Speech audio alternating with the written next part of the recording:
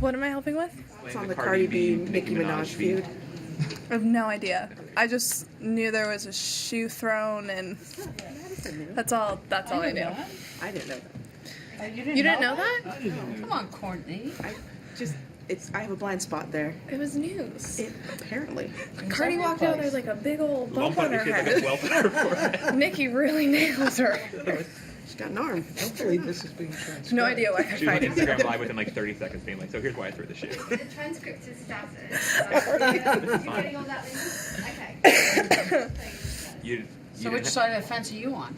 I mean, I don't know why they're fighting, so I can't be on a team. You didn't have to throw a shoe at any point today. So No. are you feeling good about that? And I don't generally in think the I've second ever round? thrown a shoe at anyone, so I feel pretty good about that. I also feel good with how I played tennis today, and happy that nothing was thrown at anyone. You got a little bit of a test in the second set, and I know that, the first 3 sets that you've been here, they've been pretty clean, and then they're just being down in the scoreline and having to battle back. How much confidence do you get out of that, given the lack of match play and stuff?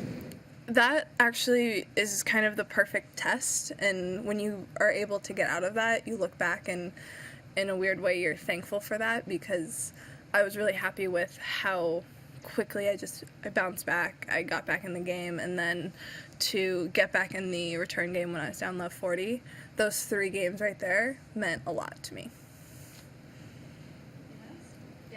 I was curious with players you're working with, the coach who hasn't worked on WTA before, like how, and especially just coming directly from ATP, how the adjustment process has been for Jim, and how you had to sort of teach him any sort of different lay of the land on this side of the aisle.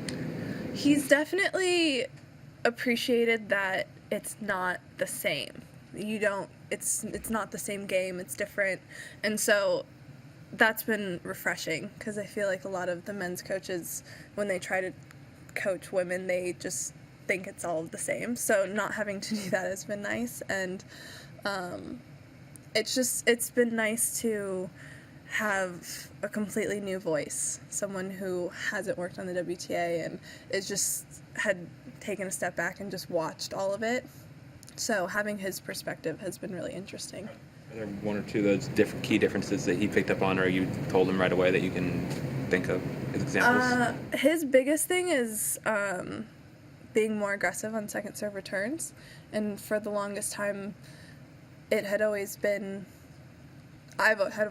told, don't go for as much and be safer and all of that, and he thinks the reverse of that and says, no, go for it, commit to it, and that it's actually been working better for me thinking that way, so that's been the biggest thing.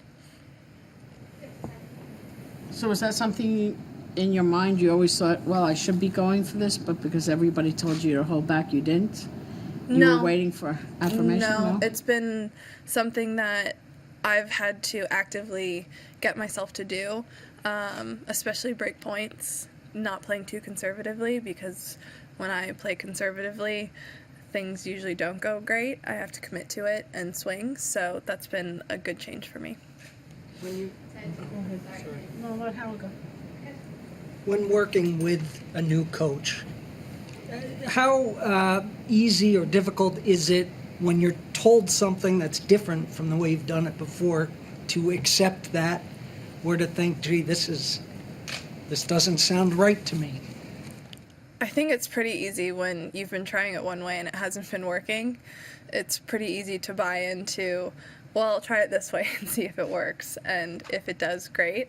But it's also nice because the communication is there, where if I feel uncomfortable and I feel like I'm not doing it great, there is a happy medium where we can have a conversation and figure things out. So it's not solely do it this way because it's, okay, well, maybe it's not exactly that, but maybe we can find a little bit of a in-between.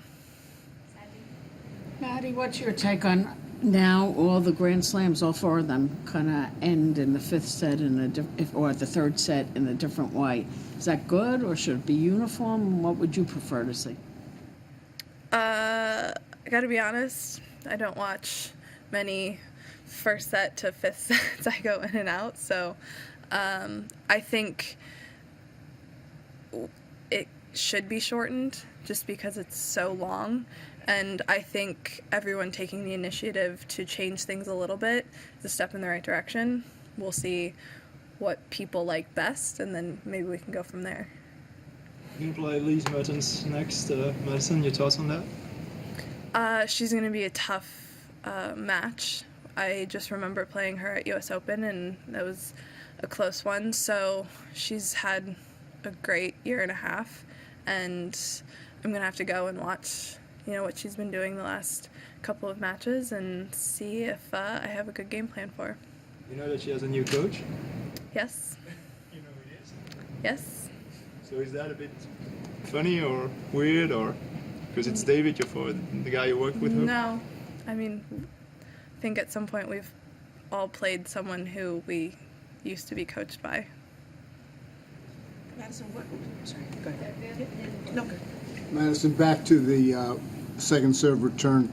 Just talk about, does that put you in a more aggressive mindset as well, and does that make a difference mentally for you? Yes, and I think that's why it seems to work for me, because my tennis is not passive or kind of 1 foot in, 1 foot out. It's fully committed and swinging, and when I'm doing that, even if I miss, it's usually a good hit, so then I can make adjustments versus making a mistake because I was too passive. 4 days into the tournament, I'm just kind of curious what your sense is as to the vibe of the 2019 Australian Open. Like, what is standing out to you so far about kind of just this edition of this tournament? The biggest thing is just the matches are incredibly competitive, and I feel like everyone is competing really hard and everyone has a chance on the men's side and the women's side, so it's been really fun to watch. I have like 4 screens going at all times so I can watch all of it, and I think it'll be an interesting 2019. Do you like to watch a lot of tennis in your downtime, or what do you do when you're not here? I literally have it on 4 screens. I have my computer, an iPad, a phone, and the TV all going at the same time. What's been the best match you've seen so far here? Last night, Millman and Demonar were like going back and forth, and I was texting someone like, "Did you see that?" I was like, "Yeah." They were like, "No, I was talking about the other match." So there was just so much going on. Those were really exciting to watch. Do you watch equal amounts men and women? And when you're watching the women, how much of it is for fun, sort of the way you were just describing, as opposed to, gee, if I play her, or looking for things you can pick up? I would say I probably tend to watch more women's matches, mostly just because I know all of the girls, and you can always pick what's going to be a good matchup. And I'm usually watching for fun and entertainment, and obviously unless I'm playing them, and then I'll start looking for certain things, but I just really enjoy watching. With that, sorry, just to only if they're your next big, you're playing the winner of that match kind of thing, or somebody who might be on your part of the draw further down. I never look past who I'm playing, so it's usually watching older matches for if getting ready for the next round. I think last year you were watching a lot of Netflix or things when you were doing I might still fit recent. Netflix in. There's plenty of hours in the day. I know Grace and Frankie are about to start again the next season, but what are you watching? Very excited about that. I'm watching, I think it's called Tidying Up. It's about organizing. Really into it right now. Kind of can't wait to go home and redo my whole closet.